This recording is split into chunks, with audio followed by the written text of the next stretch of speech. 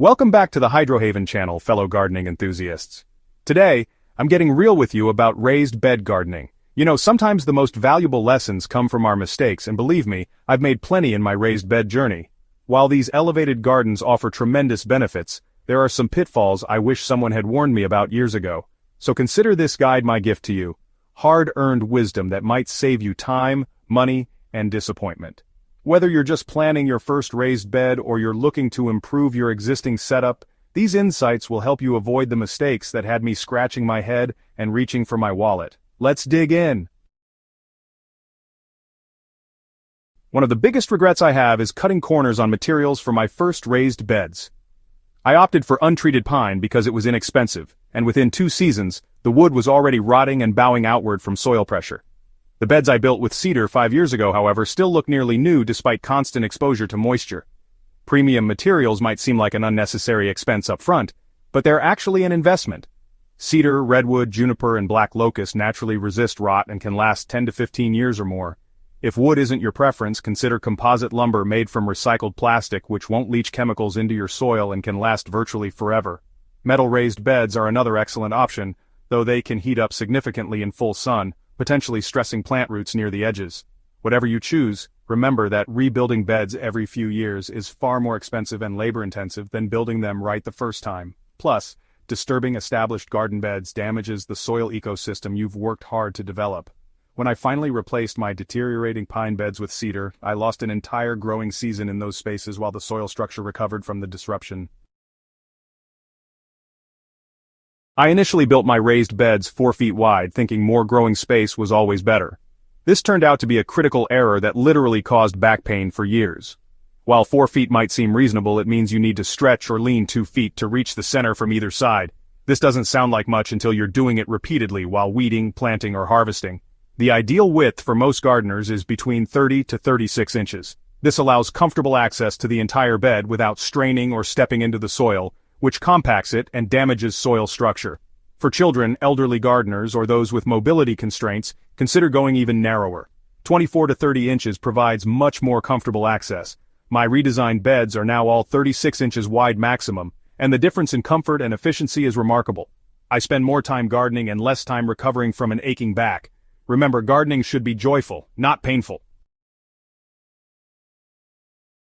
After investing in quality materials and construction, I made the rookie mistake of filling my beautiful new beds with cheap soil.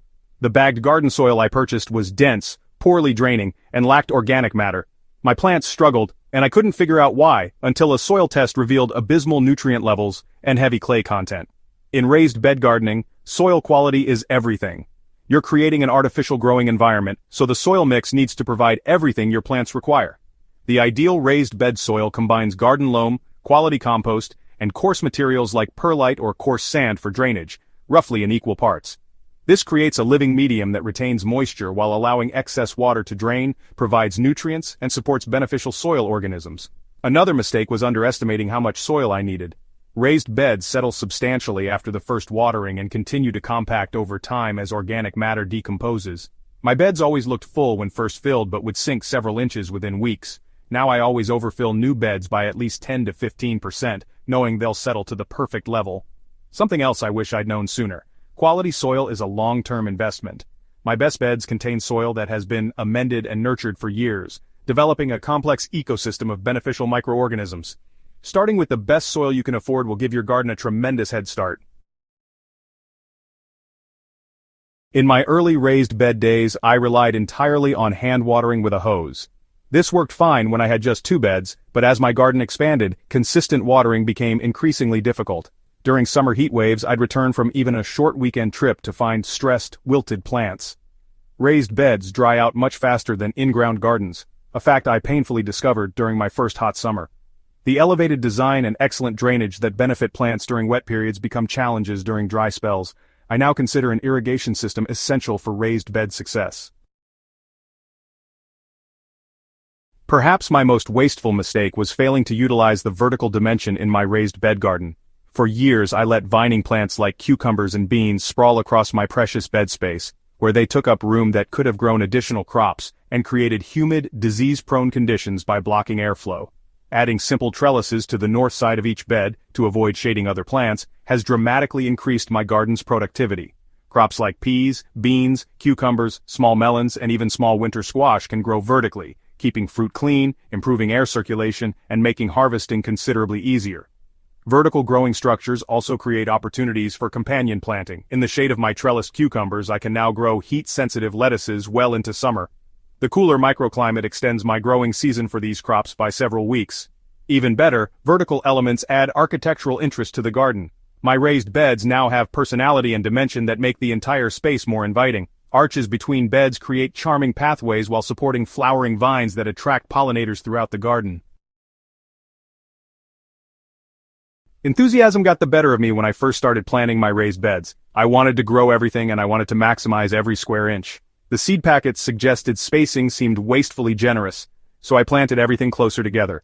Big mistake. Overcrowded plants compete for light, nutrients, and water. They create humid environments where diseases thrive, and perhaps most frustratingly, they make maintenance nearly impossible. I couldn't reach between plants to weed or harvest without damaging neighboring crops. After several disappointing harvests, I finally followed the recommended spacing guidelines and discovered they exist for good reasons. Properly spaced plants grow larger, produce more abundantly, and suffer fewer pest and disease problems. The garden became more manageable, more productive, and more beautiful. Now I use techniques like succession planting and catch crops to maximize my space without overcrowding.